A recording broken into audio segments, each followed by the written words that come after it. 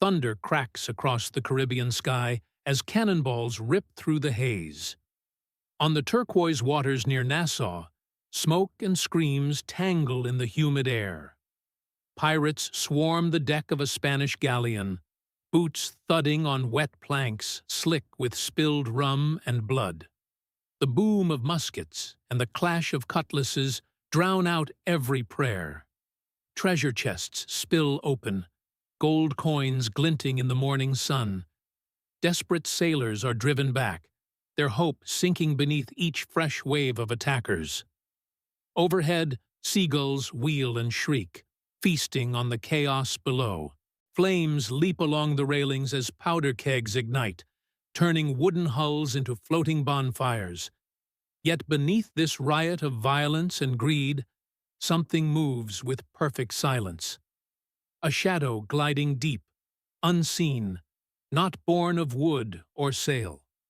As pirates haul their loot, they miss the impossible. A shape far darker and colder than the sea itself, watching, waiting from another world. In a world of wind and wood, the Virginia-class submarine is an anomaly so absurd, it's almost a cosmic prank. Weighing in at 7,800 tons and stretching longer than a city block, this nuclear-powered behemoth slips through the water without a ripple. A steel leviathan engineered for silence. Its outer hull is jet black and seamless, hiding a jungle of machinery more complex than anything the pirates of 1715 could imagine in their wildest rum-soaked dreams. Inside, sailors in dark blue jumpsuits hunch over glowing touchscreens and digital maps, monitoring oceans on displays that look more like spaceships than ships. There are no flintlocks here, only Tomahawk cruise missiles that can flatten a fort from hundreds of miles away, and torpedo tubes that whisper death to anything that floats. Sonar pulses echo through the deep, mapping the world with sound waves pirates wouldn't even have words for. Compared to this, a galleon is a child's toy, a canoe lined up against a battleship from another dimension. To the men of 1715, the sudden rise of a periscope among their wooden hulls would seem less like war and more like an alien invasion led by Poseidon himself. In 1715, the Caribbean was ruled not by kings, but by outlaws who treated the ocean as their kingdom and every ship as fair game. These were the pirates, apex predators of their age, feared from Havana to Port Royal. Led by captains like Blackbeard, Bellamy, and Jennings, their crews moved with shocking speed, striking in packs of sleek, shallow-draft sloops that could outrun and outmaneuver any navy. Their reputation for brutality was legendary. Boarding parties wielded cutlasses and pistols with grinning bravado, using fear as their first and most reliable weapon. Spanish crews knew a black flag meant no mercy, just the raucous cheers of pirates as they seized gold, weapons, and rum by force. On shore, pirate councils planned raids over overflowing mugs, their maps marked with secret coves and hidden routes. These men lived for the chase, prizing cunning as much as firepower, always one step ahead of those who tried to hunt them.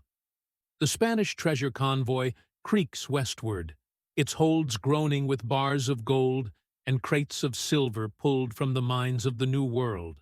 Every ship is overloaded, so heavy with royal treasure that the hulls ride low and sluggish, begging for trouble.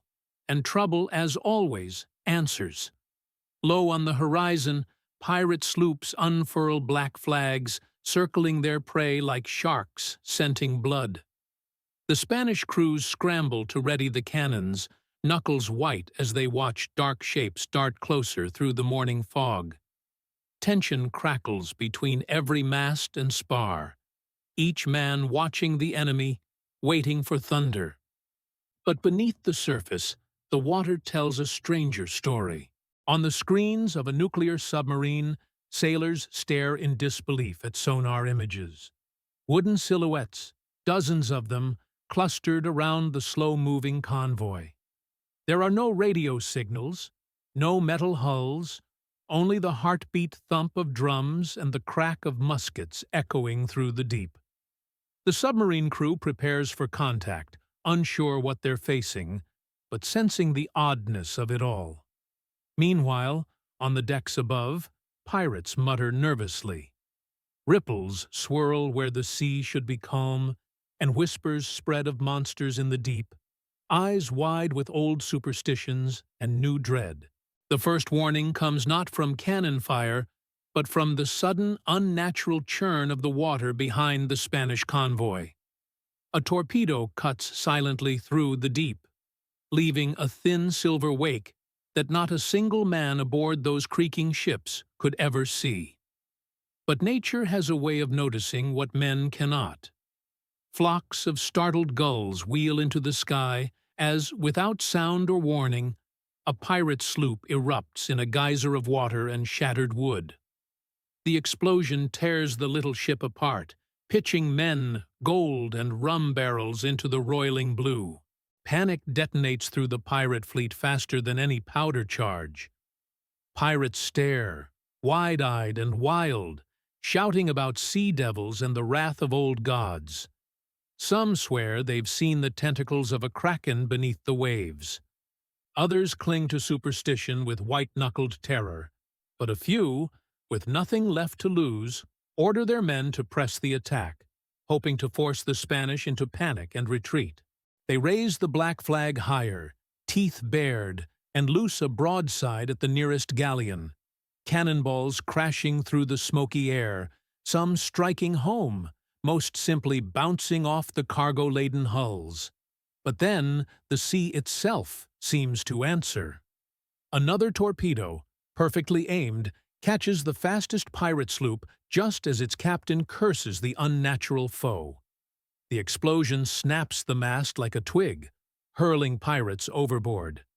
The remaining ships circle desperately, searching for an enemy they cannot see. One brave, or perhaps mad, boarding party leaps onto a dark metallic shape rising amid the foam. Expecting the rough timbers of a hull, they find cold, seamless steel, slick as ice and totally unscalable. The monster won't be boarded, and the pirates' cutlasses clang uselessly against it.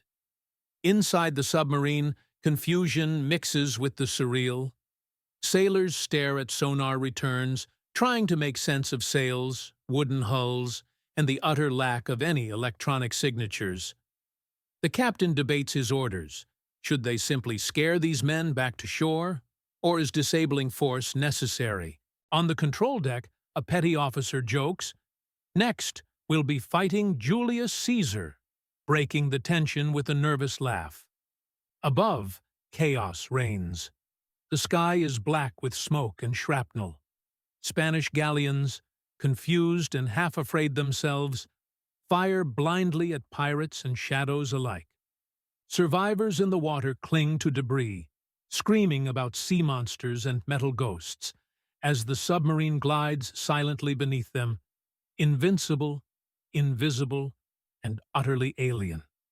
For all its power, the submarine is not invincible. Deep inside, the crew faces a growing list of problems that no manual ever covered. Their digital maps offer nothing but a blank, endless ocean, because, as it turns out, Google Maps doesn't cover the Caribbean of 1715. With no satellites overhead and no friendly voices on the radio, navigation slips back to the age of sextants and guesswork. Warning lights blink on the control panels, signaling a torpedo tube jam and dwindling stores. Barnacles start to crust the hull, a slow sabotage the crew can't scrub away.